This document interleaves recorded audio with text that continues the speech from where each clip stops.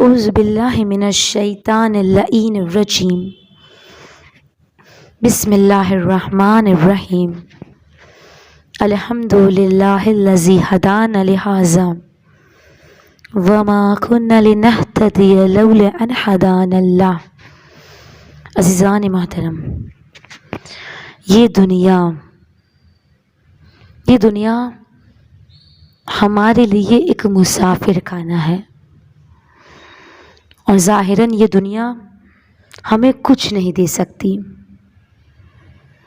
عزیزو، جب تک ہماری توجہ آخرت کی طرف نہیں ہوگی، دنیا کی کوئی چیز ہمیں کامیابی نہیں دے سکتی۔ لیکن یہی نکاح اگر آخرت کی طرف ہو تو سارے دنیا کے اعمال کامیابی کی طرف لے جائیں گے ہمیں، سارے اعمال۔ تو نکاح آخرت کی طرف ہونی چاہیے۔ تو عزیزو، امام کو راضی کرنا ہے، اپنے روز کی عمل سے راضی کرنا ہے۔ آیت اللہ العظمہ بہجت بہت اس بات کا اصرار کرتے تھے کہ ہفتے میں 2 مرتبہ ہمارے اعمال امام وقت کے پاس جاتے ہیں۔ 2 دن، ایک منڈے کو اور ایک جمعرات کو۔ روایت مختلف ہے، یعنی کوئی علماء یہ بھی کہتے ہیں کہ 1 دفعہ بھی ہے، تو 2 دفعہ ہمارا اعمال، ہمارے عمل امام کی خدمت میں جا رہے ہیں۔ تو فرماتے کہ اگر امام کو، آیت اللہ العظمہ بہجت کہتے کہ اگر امام کو ہم خوش نہیں کر سکتے تو کم از کم رلاؤ نہیں امام کو۔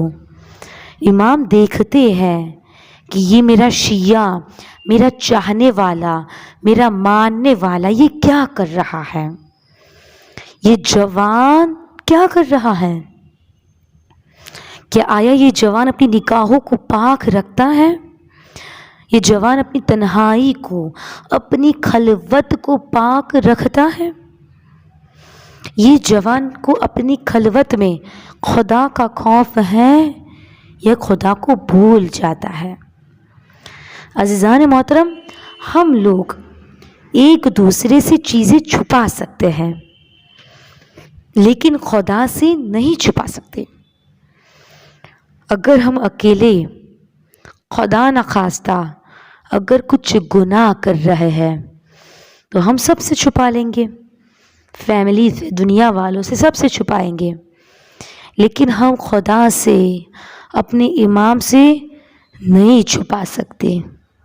اور اسی طرح ملتا ہے کہ تذکرۃ الاولیاء میں ایک جوان کا واقعہ ملتا ہے۔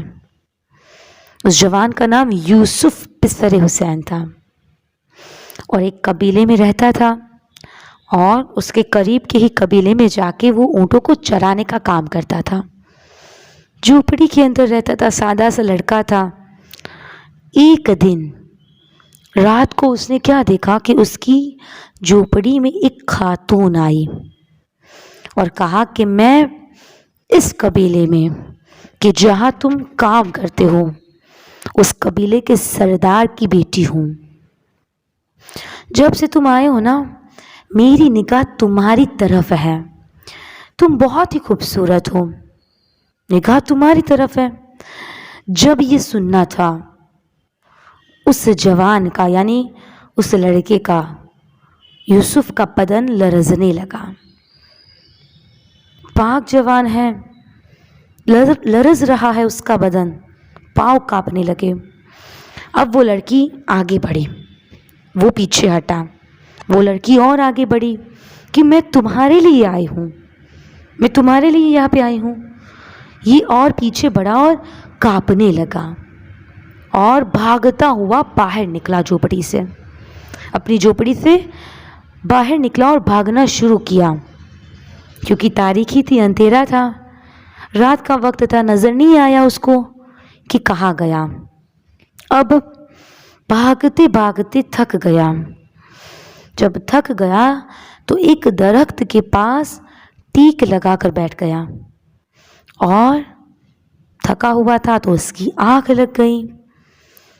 ख्वाब में क्या देखा कि अचानक से सब्ज रंग की रोशनी आई, कुछ नूर आ रहा है, आसमान से कुछ नूर आ रहा है। जब उसके पास आए तो अब उस लड़के ने यानी यूसुफ ने सवाल किया कि आप कौन हैं? तो कहा हम मलाइका हैं। कहा हमारे साथ चलो।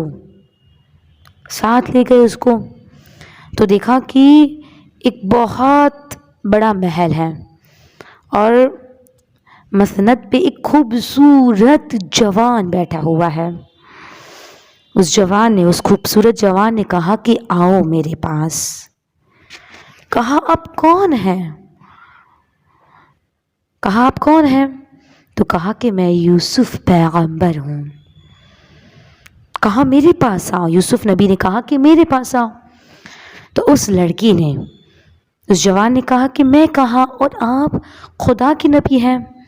कहा नहीं, तुम मेरे पास आके बैठो। अब जो वो करीब गया लड़का, जनाब यूसुफ नबी के पास गया तो जनाब यूसुफ नबी ने उससे कहा, उस लड़के से, उस यूसुफ से, कि जब तुम अपनी झोपड़ी से उस खातून से भागे थे, खुदा ने मुझे दिखाया तुम्हें कि जिस तरह ए यूसुफ तुम जुलेखा से भागे थे, ये जवान भी वैसे ही भाग रहा है। खूब ये अज़ीज़ान मोहतरम, ये जवान चाहिए इमाम को, ये हज़रत यूसुफ की सीरत चाहिए जवान को कि कोई नहीं देख रहा, लेकिन अपनी तन्हाई को, अपनी खलवत को पाक रख रहा है। अपनी खलवत में भी खुदा का खौफ है। अल्लामा तबातबाई तफसीरुल मिज़ान में जब इस वाक़े को बयान करते हैं ना, कहा कि जब ज़ुलेखा ने यूसुफ को कहा कि हज़रत यूसुफ ने, जब ज़ुलेखा ने यूसुफ को कहा कि मैं तुम्हारे लिए, तो हज़रत यूसुफ ने ज़ुलेखा से कोई बात नहीं की, कोई जवाब नहीं कहा। ये नहीं कहा कि ज़ुलेखा कि लोग क्या सोचेंगे, तुम्हारा शौहर क्या सोचेगा, कुछ नहीं कहा, बल्कि खुदा की बारगाह में मुतवज्जे हुए। कहा कि परवरदिगार, अगर तूने नहीं बचाया तो कोई नहीं बचाएगा। अज़ीज़ान मोहतरम, नबी है, नबी, मगर खुदा से तवस्सुल कर रहे हैं। और खुदा ने क्या कहा कि यूसुफ मुड़ जाओ, 7 बंद दरवाजे खुल जाएंगे। खुदा जो हज़रत यूसुफ का था, क्या जान मोहतरम आज वो खुदा नहीं है? खुदा क्या तब्दील हो गया है? हम वैसे नहीं हैं कि जैसे खुदा चाहता है। हम अपने आप को वैसा करें कि जैसा खुदा ये चाहता है। और अज़ीज़ान मोहतरम, ये इस्लामी तालीमात ही है कि जो हमारे वजूद को पाक करने के लिए हैं।